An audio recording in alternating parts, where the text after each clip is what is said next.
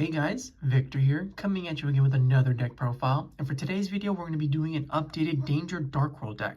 Now, earlier in the month I made a Fiendsmith Dark World deck, which still pretty much like embodies the same spirit, right? As you're basically still doing the exact same thing as this version. However, because we have more of an emphasis on the danger portion, this one is going to be a little bit more luck based, and it's pretty much going to be going all in on the hand loop aspect. So, with that out of the way, let's jump straight into it. Now, as always, we're going to be starting off with the monster light up first, and we're of course going to be playing 3 Genta Gateman of Dark World. It doesn't matter what variant of Dark World you're playing, you pretty much have to max out on this card just because it gets so much of the engine going, right?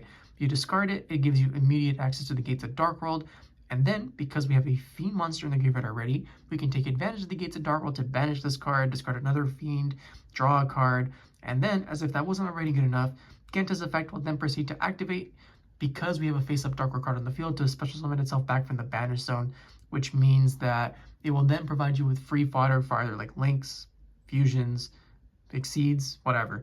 So like this card, it's just so good, and its effect to discard itself from the hand also isn't even once per turn. So you can continuously like bounce this card back to your hand and then discard it to add another Gates in the Dark World, and like just the value that this card generates is pretty much like unmatched, honestly. Then to go with our 3 Genta, we're playing 3 Snoww Unlight of Dark World, which it does have a secondary effect, but we don't really care about that all that much. What we do care is the first effect to basically, when this card is discarded, add any Dark World card from our deck to our hand, as that's just like another key consistency piece that allows us to get the combo pieces required to, just completely loop our opponent's hand away. Then for the final 3 of monster, we're playing 3 Reign-beaux Overking of Dark World. When this one's discarded, you get to search your deck for any level 5 or higher Dark World monster, except itself. But even so, that means you can either add the OG grapha or you can add the Sillva, which is what we use to obviously hand loop our opponent, right? And much like the OG grapha, this card also has the added bonus effect of being able to special summon itself back from the graveyard as long as you bounce a level 7 or lower Dark World monster on your side of the field back to your hand, which isn't that hard to do, but yeah, like Reign-beaux being able to be discarded and search a Dark World monster that you need to like just completely invalidate your opponent's field or hand, and then be able to recycle key resources, right? Like you can go off of the Reign-beaux, right? You say you discarded off a Gates and it's in the graveyard, you can bounce back again to with the Reign-beaux, put it back in your hand, and then you have the Reign-beaux on the field with another Genta that you can use, and you can pretty much just like continuously do that with all your cards, right? As long as they're level 7 or lower Dark Worlds. Then that's it for the 3 ofs, and then for the 2 ofs, we're playing 2 of the OG grapha. It's fine, we don't really care about the pop effect until like the very end of the combo where we're trying to get rid of our opponent's monsters so that they can't just like use our own cards against us by summoning something like TY-PHON, right? But ideally, like in an ideal world, this would be played at 1, but because bestials are everywhere, you have to have a little bit of insurance, and as a result, that means you have to play 2. But yeah, like I said, the pop effect doesn't really matter. The real value that we get out of grapha comes from the fact that it's able to bounce back pretty much any Dark World monster back to our hand to summon itself back from the grave, which, much like with Reign-beaux, allows us to reuse our resources, increase our hand size, and then just do a little bit more degenerate things that we normally wouldn't be able to do. And then for the final 2 of Dark World monster, 2 Sillva, Warlord of Dark World. Much like with grapha, you could definitely get away with playing 1 of these, but because bestials are everywhere, I would definitely recommend playing 2. But yeah, as for what it does, when it's discarded as its first effect, it's able to bring itself back from the graveyard, so it's just like another body. And then where it really shines, it's its second effect, where if your opponent happens to discard it, and we have plenty of ways to do that, or to force our opponents to discard it, they take 2 cards from their hand and put it at the bottom of their deck. So you're basically going to be resolving this card 2 times a game to put your opponent down to 1, and if they hand trap you, well, they just made your life a little bit more easier, because that typically means you only have to hand loop like once or twice, as we have like other cards that just like finish the job. But yeah, if this card resolves, the game is basically just over at that point. So yeah, 2 Sillva, perfectly fine. But like I said, if we could play 1, we would, but because of bestials, we have to play more than 1. And then for the final Dark World monster, 1 Ceruli Guru of Dark World. This is going to be the main card that we focus on to be able to get the secondary effects of our Dark Worlds, as when it's discarded, you special summon it to your opponent's side of the field, it'll activate, and then from here you discard something like Sillva, which will then come back, and then it's treated as being discarded by your opponent, so it'll proceed to activate its other effect to loop 2 cards as well. But you don't need more than 1, and if this card gets hit by a bestial, it's perfectly fine, because we have other cards that allow us to serve like a similar purpose to ceruli. So yeah, it's not that big of a deal if this card ends up getting hit by like a bestial and being gone forever. But with that, that's it for the Dark World monsters. And then for the danger monsters, we're playing 2 danger Nessie, 2 danger Tsuchinoko, 2 danger Jackalope, 1 danger Bigfoot, and the 1 danger Mothman. I don't really ever feel like I need more than this, right? You could make an argument for bumping the number of cards like Nessie or Mothman. I guess maybe even getting rid of Tsuchinoko, but I don't know. Like, I've always preferred this ratio. I feel like it's perfect for getting the job done as consistently as possible without relying on luck too much, which is something that you unfortunately have to do whenever you're including danger monsters in a deck like this, because you know it's a luck-based card. They all are. So but that's just like the risk that we take with this kind of deck, and we have to include it if you want to play a danger Dark World variant, right? But their effects are all pretty solid. You know, you reveal them, you get to special summon something if they don't hit it out of your hand, and then you get like another free discard, and then like their secondary effects either provide you with like another discard or a search or a special or whatever. But yeah, I think it's fine. I never really find myself wanting more than this. Then for the final cards, we're playing the 2 Gen, the Diamond Tiger, and the 1 Ken, the Warrior Dragon. This is basically ceruli number 2. As what you do, right, is you summon the Gen, you activate its effect, you give your opponent Ken, they let you draw 2 cards, and then you have to discard 1. So yeah, you just give them Ken, you draw 2, discard Sillva, and then you hand loop them for 2 more. So they're pretty solid cards. You know, sometimes you'll brick on them by opening 1 of each name, but it's perfectly fine because Gen is able to summon from the hand as well. So a lot of the times that 1 extra card isn't going to make too much of a difference. Sometimes it does, but ideally it won't, right? Especially because you're getting 2 draws and a discard out of it anyways. But with that, that's the monster lineup, and now we can finally move on to the spell and trap portion. Now that we're on the spell and trap portion of the video, we're going to be starting off with 3, the Gates of Dark World. You can play 2, but I very much prefer playing 3 because I always find myself going through it, and you basically can't have enough of these types of cards that just let you draw 1 card deeper into your deck, right? Especially with something like the Gates of Dark World, which has the added benefit of being able to discard a fiend just to give you like bonus effects and all this other nonsense that your opponent typically doesn't want to deal with.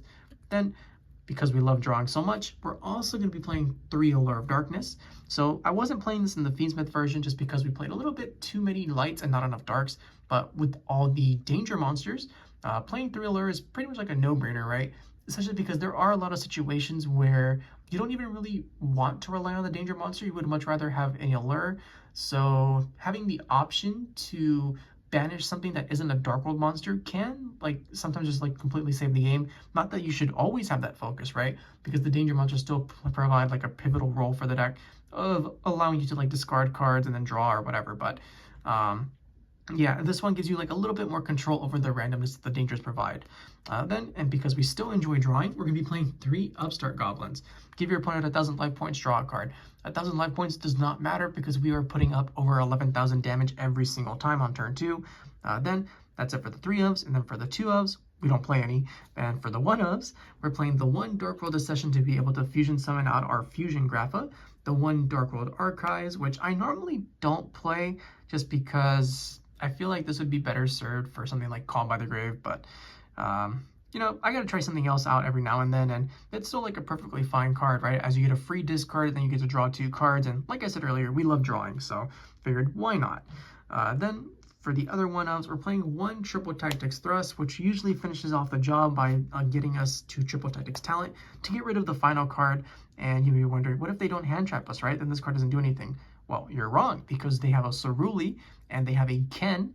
Yeah, they have a Ken that would have activated on their side of the field, which would have satisfied the conditions for talents and thrusts. So yeah, your opponent is basically going to be starting with no cards every single time, which when you pair it up with your complete board, basically just means like you pretty much auto win if you are able to have your combo go off. And then for the other 1-ofs, we're playing the 1 Dark Corridor to be able to access any Dark World card of our choosing and have a free discard. And then our Bomb in the form of Card Destruction, which has each player discard their cards in their hand and then draw the same number of cards. And if you discard like 4 Dark World monsters, the game's just over at that point. So with that, that's the spell lineup. No traps, just because this is a game 1 focus deck, right? And if it's a game 1 focus deck, that means that you're pretty much going to go all in. on trying to accomplish your game plan, which is hand looping your opponent, which is something that the traps do not add benefit to. Now, games 2 and 3, however, that's a different story, especially when you know your opponent is going to be siding a little bit more heavily for you and you need something like a D barrier or whatever to help you survive a turn from getting hit by like Artifact Lancey or whatever. But even so, it's perfectly fine as is. And now that we're done with the main deck, we can finally move on to the extra deck. Now, when it comes to the extra deck, I'm going to be honest, you only really need like 10 of these cards. The other 5 don't typically matter all that much. So you do have some flex room for like if you want to make some kind of cute decision-making choices, right? But even so, we're going to be starting off with the Exceed monsters first, and these are probably like the least important parts of the extra deck, if I'm being honest. Now we're playing 1, number 60, Dugares the Timeless. We play plenty of level 4s, right? We play Mothman, we play Genta, we play Snoww, whatever. And sometimes you just have to make something like this to be able to draw 2 cards and discard a card and get your engine going. And sometimes you want to make it just to be able to reborn a monster from the graveyard, or if you're going for game because you, for whatever reason, are going second, you can also just double the attack of a monster, right? But even so, we basically just use this to draw 2, discard 1 if it comes up, not that it always does. Then for the rank 8s, which we play plenty of, we're playing the Zombie Vampire, which is very important, even though I say it's cuttable. But this is pretty much like one of the few cards that allows you to play through Drone Lockbird because it doesn't search, right? It mills cards, so you're able to get key monsters in the graveyard that are Dark Worlds, such as like your Graphas and your Reign-beaux or whatever, and maybe even like a Dark World Accession. And then you also get like a free monster on the field that you can proceed to like link off with or do whatever. Then for the other level 8s or rank 8s, we're playing the Coach King Giantrainer. So this one is basically like a time card, right? Which is something that this deck desperately needs because its combos take forever, as you are quite literally going through your entire deck every single time. And it is still pretty easy to make, right? You just basically have 3 level 8s on the field, and then you detach them, draw. If it's a monster, you burn for 800, and then you repeat that another couple times to hopefully secure the win.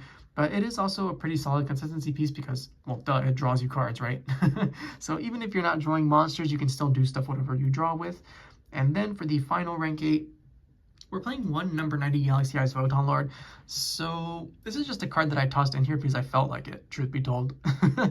And like, it's fine, you know, like this is basically just like another Omni Negate that you can make, provided you have 2 level 8 monsters on the field, which if we're making Zombie Vampire or something like a Coach King Giantrainer, we clearly already have access to in some situations. And there are just some times where you just need to make an Omni Negate to ensure that your plays go off, right? Or if you've already hand looped your opponent's entire hand away, there are some times where you will have a face-up grapha and a face-up Reign-beaux that are just doing nothing. So you just overlay them into this bad boy and you just help secure your win even harder. But it's completely unnecessary, if I'm being honest. I guess the one time that this card would come out more consistently is if you do get hand trapped to oblivion, which will happen in a format like this. So having some kind of insurance policy isn't the worst idea. And then that's it for the Exceeds. And then for the links, we're playing the Akashic Magician to bounce back our cerulis and Sillvas just to be able to hand loop our opponent a little bit more consistently. We're playing Knightmare Phoenix to blow up back rows if we're going second. Dharc the Dark Charmer Gloomy because we play plenty of Darks and so does everyone else, so it does allow us to go for game a little bit more easily. Muckbreaker from the Underworld to we have a free reborn for any Dark monster or any Fiend monster in our graveyard, which is pretty much like all the Dark World cards. We play 1 IP Masquerena, which is only used to go into SP Little Knight. Then that's it for the Link 2s. We don't play any Link 3s, but for Link 4s, we play Saryuja Skull Dread, which allows us to just draw even more. So yeah, pretty good card. We play 1 Abawaku the Lightless Shadow, which is a pretty solid end board piece for Fiend decks. And it does give you like a lot of really cute, interesting plays that allow you to either like break your opponent's board, as it's a discard to destroy a card. It discards for cost though, so it won't trigger your Dark Worlds, or like a free reborn for something like IP Masquerena, which in addition to going into SP Little Knight can also allow you to go into this, which is Underworld Goddess of the Closed World, as it's just like a solid generic piece that allows us to break unbreakable boards a little bit more easily, especially when our opponent has like towers-like monster on the field, which with the announcement of the new super, what are they called? Not super heavy samurais, the super quantum monsters. You're probably going to be staring down those guys a little bit more frequently, so having something like this is going to be greatly appreciated. And then for the final 2 cards, we're playing 2 Grapha Fusions just to have like another pseudo negate, basically. That's very easy to summon compared to something like our number 90. And with that, that's the deck profile. I hope you guys enjoyed it. If you did, please feel free to like, comment, subscribe, and I'll catch you guys next time. See ya!